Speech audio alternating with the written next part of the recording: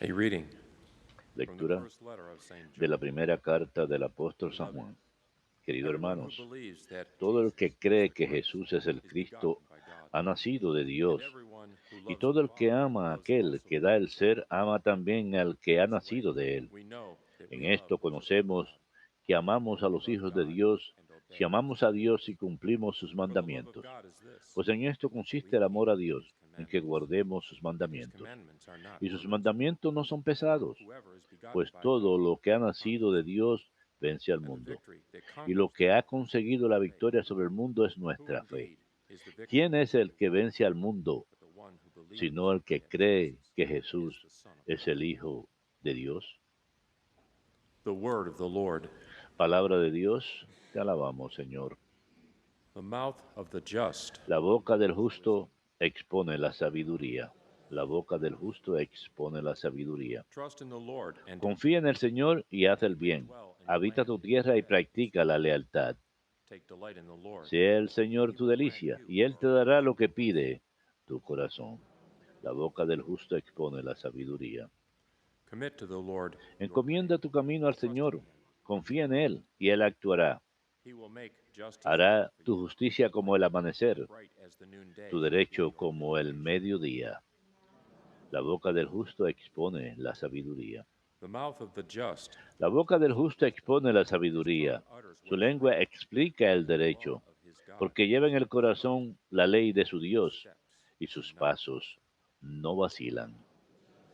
La boca del justo expone la sabiduría.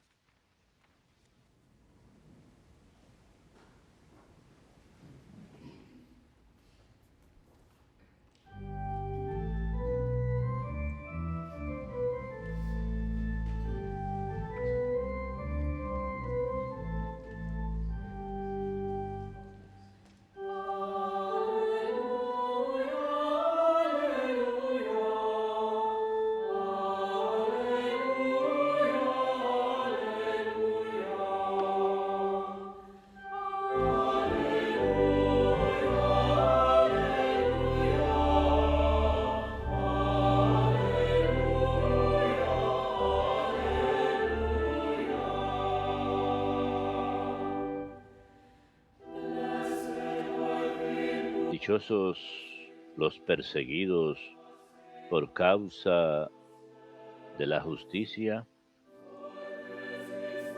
porque de ellos es el reino de los cielos.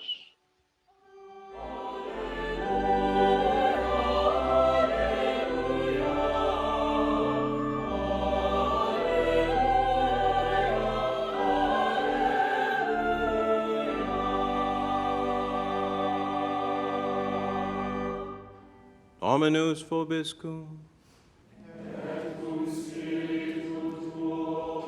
Lectio Sancti Evangelii secundum Matteo.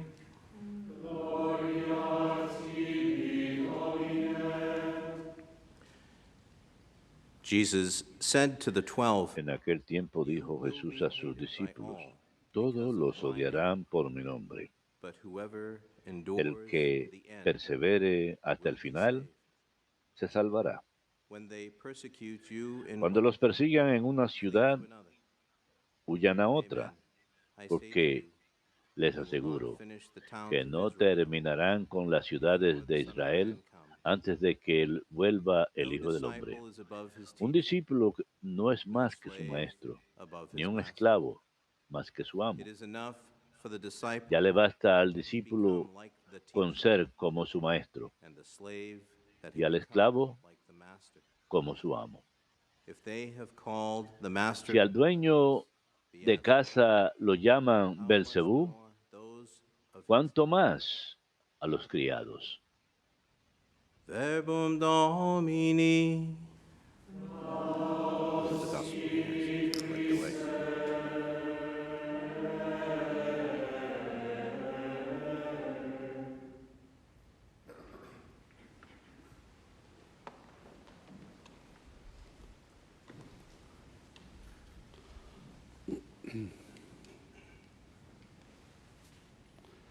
Today we celebrate the memorial of Saint Athanasius, doctor of the Church. He lived from around 297 to 373. He was the Archbishop of Alexandria, Egypt, and he was known to be the defender of the eternal word. El día de hoy celebramos la memoria de San Atanasio, doctor de la Iglesia. Él vivió del año 297 al año 373, fue arzobispo de Alejandría, Egipto, y fue conocido defensor de la palabra eterna en su época contra la herejía arriana. La herejía arriana fue una forma dominante en esa época del cristianismo. Arrio fue un sacerdote que promovía esas ideas herejes, que negaba la divinidad de Cristo. Y Atanasio fue al concilio de Nicea en el año 325 como diácono, fue como obispo de Alejandría, fue un teólogo y escribió en contra de esta herejía. Y hay diferentes pasajes bíblicos que defienden la divinidad de Cristo, pero en particular San Juan capítulo 1, versículo 14, donde dice que el Verbo se hizo carne y habitó entre nosotros, que hemos contemplado su gloria y que la gloria es el unigénito del Padre, que el Verbo se hizo carne y habitó entre nosotros. Esto me llama la atención como una parte tan importante de nuestra fe. El mundo, la carne y el diablo se levantan en contra de la verdad objetiva. No quiere que nosotros no queremos aceptar que nos digan cómo hemos de vivir. No queremos aceptar la verdad ni vivir según ella. Pero Jesús, el Hijo de Dios, es la realización de la gracia y la verdad. Él vino para revelar a Dios a la humanidad, una humanidad caída, y nos da la gracia para convertirnos a través del don del Espíritu Santo y vivir esa verdad. Él es esa verdad plena, una verdad que es inmutable. Y el mundo caído, una vez más, no le gusta esa verdad inmutable porque significa que tenemos que cambiar, que tenemos que adaptar nuestra vida según él y nosotros no queremos cambiar. Así que el arrianismo, el logos, la palabra, según el arrianismo no era Dios verdadero, sino una criatura.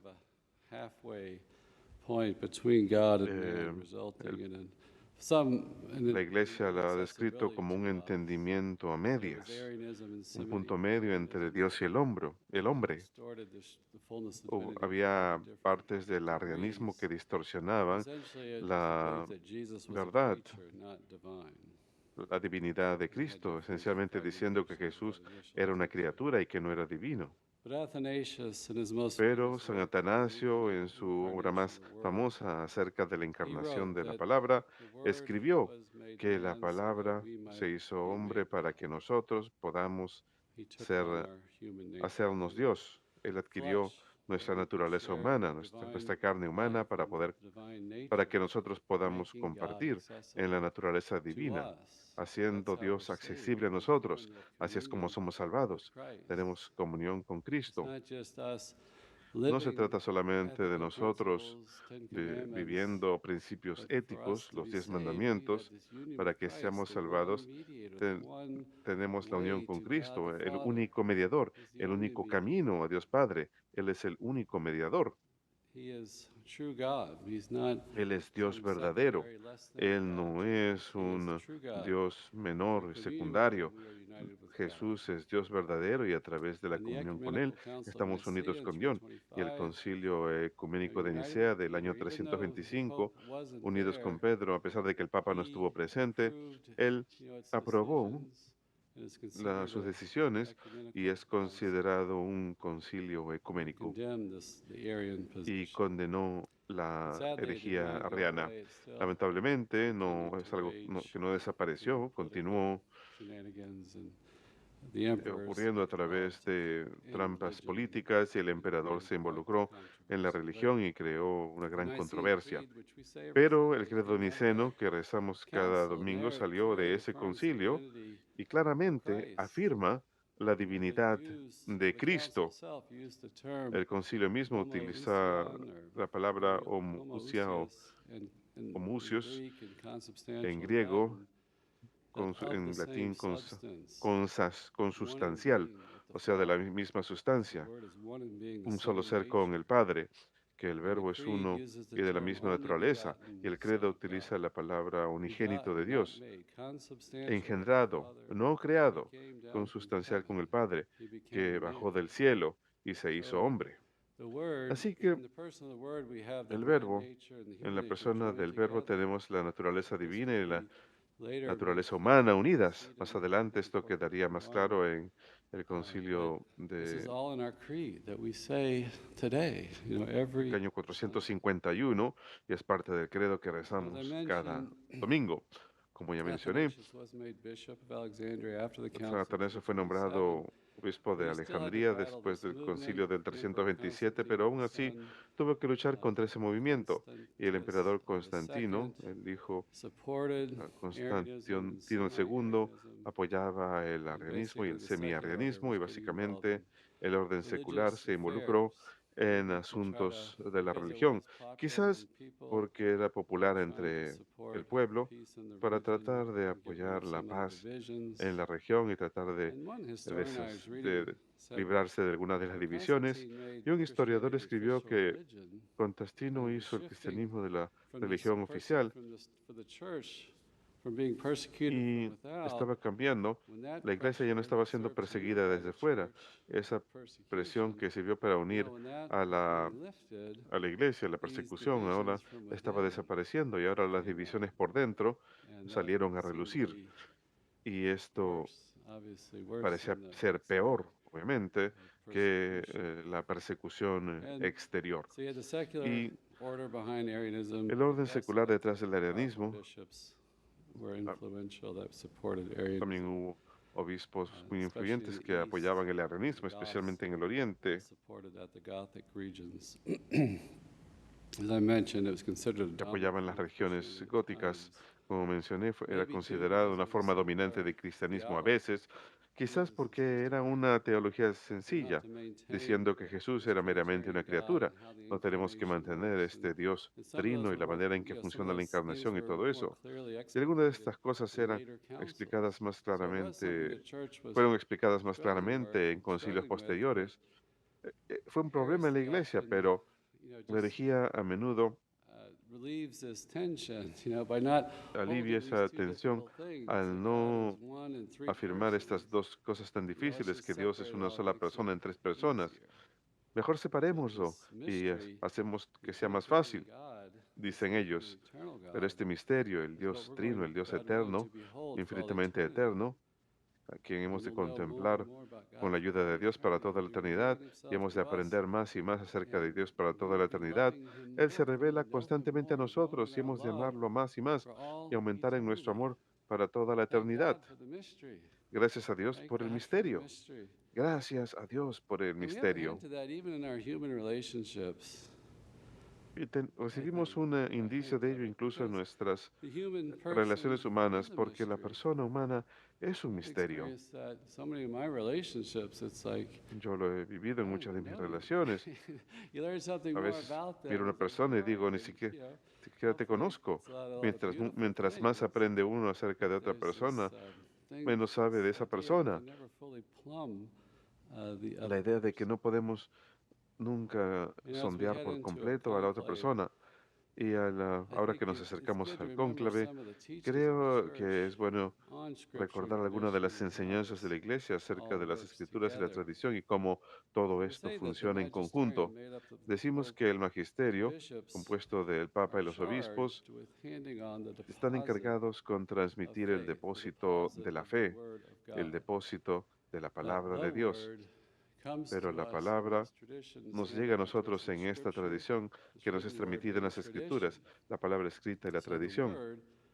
Así que la palabra precede las Escrituras y la tradición y nos es transmitida. Y nos es transmitida por la prédica, el escrito y la inspiración del Espíritu Santo.